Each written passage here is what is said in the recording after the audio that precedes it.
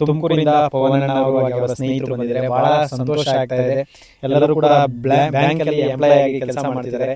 So ಪವನಣ್ಣ ಅವರ ಒಂದು ಜನ್ಮದಿನ ಇವತ್ತು ಒಂದು ಅರ್ಥಪೂರ್ಣವಾಗಿ ಒಂದು ಹುಟ್ಟುಹಬ್ಬನ ಆಚರಣೆ ಮಾಡಬೇಕು ಅಂತ ಹೇಳ್ಕೊಂಡು ಇಲ್ಲಿ ಜನಸ್ನೇಹಿ ನಿರಾಶ್ರಿತ ಆಶ್ರಮ ದೇವ್ರ ಮಕ್ಕಳಿಗಾಗಿ ರೇಷನ್ ಆಗಿರ್ಬೋದು, ಹಾಗೆ ಹೊಸದಾಗಿ ಕಟ್ಟಡ ನಿರ್ಮಾಣ ಆಗ್ತಾ ಇರೋದ್ರಿಂದ ಒಂದು 23 ಸಿಮೆಂಟ್ ತಗೊಂಡು ಬಂದಿದ್ದಾರೆ. 23 ಸಿಮೆಂಟ್ ತಗೊಂಡು ಬಂದಿದ್ದಾರೆ. ಬಹಳ ಸಂತೋಷ ಆಗುತ್ತೆ.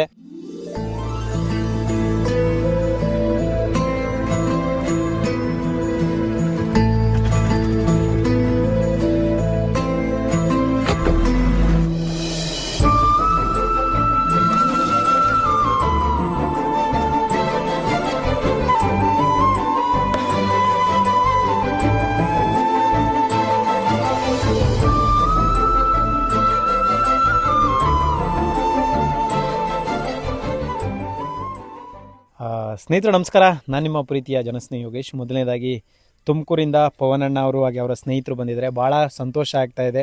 ಎಲ್ಲರೂ ಕೂಡ ಬ್ಯಾಂಕಲ್ಲಿ ಎಂಪ್ಲಾಯ್ ಆಗಿ ಕೆಲಸ ಮಾಡ್ತಿದ್ದಾರೆ.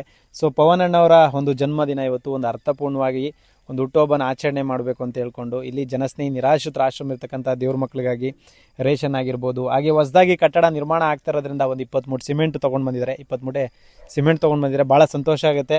ಅಣ್ಣ ಇಲ್ಲಿ ಬಂದು ನೋಡ್ತಾ ಇದ್ದೀರಾ ಜಾಗನ.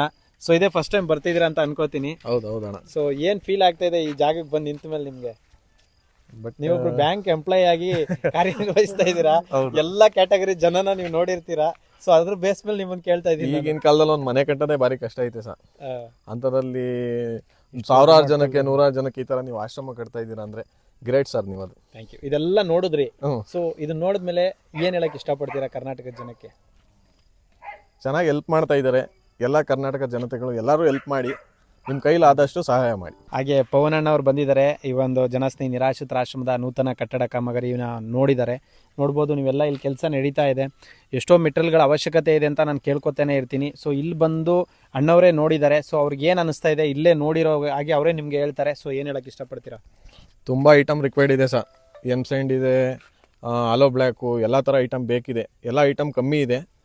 ಎಲ್ಲರೂ ಹೆಲ್ಪ್ ಮಾಡಿ. Thank you sir. ಇಲ್ಲಿ ಬಂದಿದ್ದಕ್ಕೆ ನಿಮ್ಮೆಲ್ರಿಗೂ ಕೂಡ ತುಂಬ ಹೃದಯದ ಧನ್ಯವಾದಗಳು. ಸೊ ನೀವು ಕೂಡ ಒಂದೊಂದು ಇಟ್ಟಿಗೆನೂ ಬೇಕಾದ್ರೆ ತಂದುಕೊಡ್ಬೋದು. ಸೊ ಇಟ್ಟಿಗೆ ಆಗಿರ್ಬೋದು, ಜಲ್ಲಿ ಆಗಿರ್ಬೋದು, ಮರಳಾಗಿರ್ಬೋದು, ನೀವೆಲ್ಲೋ ಕೂತ್ಕೊಂಡೇನು ಸಹಾಯ ಮಾಡಿ ಅಂತ ಹೇಳಲ್ಲ. ನಿಮಗೆ ಮನಸ್ಸಿದ್ದರೆ ಕೊಡಬೇಕು ಅನ್ನೋ ಒಂದು ಆಸೆ ಇದ್ದರೆ ಜನಸ್ನೇಹಿ ನಿರಾಶ್ರಿತರ ಆಶ್ರಮ ನೆಲಮಂಗಲ ಸೊಂಡೆಗುಪ್ಪನ ವಿಸಿಟ್ ಮಾಡಿ, ನಿಮ್ಮ ಕೈಲಾದಷ್ಟು ಸಪೋರ್ಟ್ ಮಾಡಿ. ಸೊ ಎಲ್ರಿಗೂ ಒಳ್ಳೆಯದಾಗಲಿ. ಹಾಗೆ ಪವನಣ್ಣವ್ರಿಗೆ ಜನ್ಮದಿನದ ಶುಭಾಶಯಗಳು. ಶನೇಶ್ವರ ಸ್ವಾಮಿ ಒಳ್ಳೇದು ಮಾಡಲಿ. ನಮಸ್ಕಾರ.